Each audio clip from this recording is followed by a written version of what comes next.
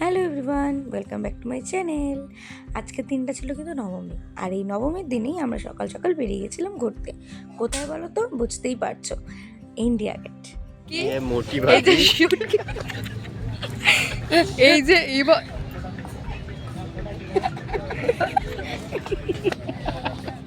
তো যাই হোক, দেখতেই পেলে এরকম মজা কিন্তু চলতেই থাকে। আর এখন ওখান থেকে আমরা ফিরে রেডিও হয়ে গেছি লাঞ্চ টাঞ্চ করে। এবার আমরা যাচ্ছি কিন্তু অনুষ্ঠানের দিকে। তো এখন লিফটে করে আমরা 4টে মেয়েই নামছিলাম, আর স্যাররা অনেকক্ষণ আগেই নেমে গেছে। তো চলো যাওয়া যাক। আর আমাদের এই যে গ্রাউন্ড ফ্লোরে কিন্তু অনেকগুলো মূর্তি রাখা ছিল, জানো তো।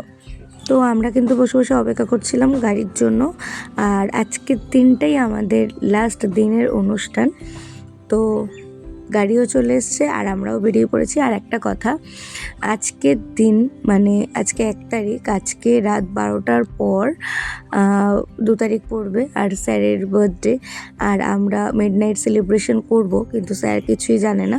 তো এটা একটা সারপ্রাইজ প্ল্যান করেছি আমরা সবাই মিলে। তো আমরা দেখতে দেখতে ভেন্যুতে পৌঁছে গেছি। এরপর অনুষ্ঠান করে আমরা বেরিয়ে গেলাম। Happy birthday sir! Happy birthday sir! আর যেমনটা দেখলে 12টা বাজলো, আর আমরা কিন্তু স্যারকে ফোন করেছিলাম, কারণ আমাদের 2টো গাড়ি ছিল।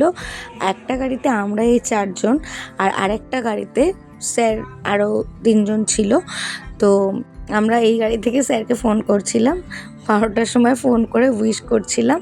আর তারপর কিন্তু আমাদের প্ল্যানটা পুরো ডান, আর আমরা রুমে এসে ঝটপট করে সাজিয়ে নিয়েছিলাম পুরো রুমটা। আর ডিনারের জন্য কিন্তু স্যার ওদের সবাইকে পাঠিয়ে দিয়েছিলাম, কারণ আমরা এই কজন ছিলাম, আর স্যার থাকলে স্যার সেটা মানে বুঝে যেত। আর আমরা বলেছিলাম তোমরা আগে যাও, তো তোমরা আসলে আমরা খেতে যাব। তো আমরা তারপরে খেতে গেছিলাম, বাট রুমটা লক করে দিয়ে।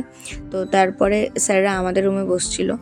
তারপরে দেখো, তো স্যার এসছে, আর আমাদের এই যে আলাপের যে অর্গানাইজার সে এসেছিল, মানে শ্রীকান্ত দা, আমাদের সবার প্রিয়। তো এইবার কেক কাটিং হবে, যেটার জন্য আমরা ওয়েট করেছিলাম। তো দেখো স্যারের মুখটা দেখেই মনে হচ্ছে যে স্যার ভীষণ খুশি। Happy birthday to you, happy birthday to you, happy birthday dear sir, happy birthday to you. Cake খাবো কেক খাবো।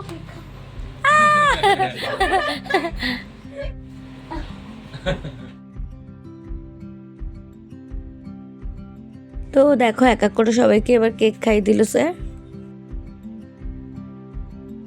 আর স্যারের তরফ থেকে কিন্তু আমাদের ছিল পিৎজা পার্টি। তো স্যার ওই রাত্রেবেলা সুইগিতে অর্ডার করেছিল পিৎজা, তো আমরা সবাই মিলে পিৎজা খেয়েছি, ভীষণ এনজয় করছি। তারপরে যাই হোক, পরের দিন সকালবেলায় আমরা ফ্রেশ ট্রেশ হয়ে বসলাম, আর স্যার এটা আমাদের এসে দিল, আলাপ থেকে আমাদের দিয়েছিল।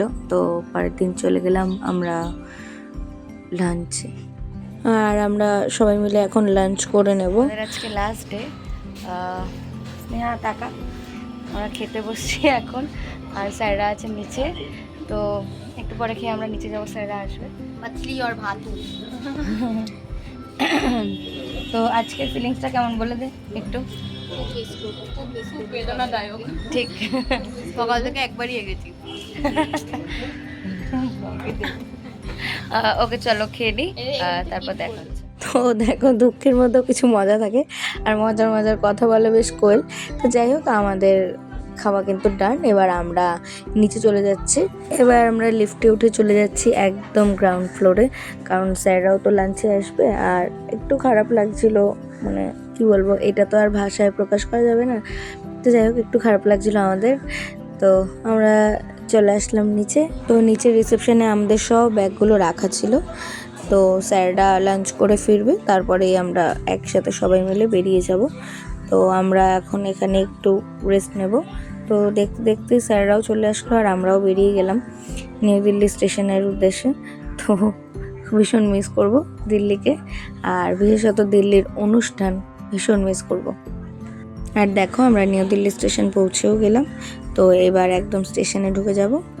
আর আমার কিন্তু একটু কিছু কেনাকাটা বাকি ছিল, তাই আবার স্টেশন থেকে বেরিয়ে একটা ছোট্ট মার্কেট আছে সামনে, ওখানে চলে এসেছিলাম। আর কেনাকাটা করার পরেই আমরা ট্রেনে উঠে গেছি আর নেমেছে বৃষ্টি, তো ট্রেনটা ছেড়ে দিয়েছে। দেখা হচ্ছে তোমাদের সাথে নেক্সট কোনো ভিডিওতে। আজকের মতো বাই।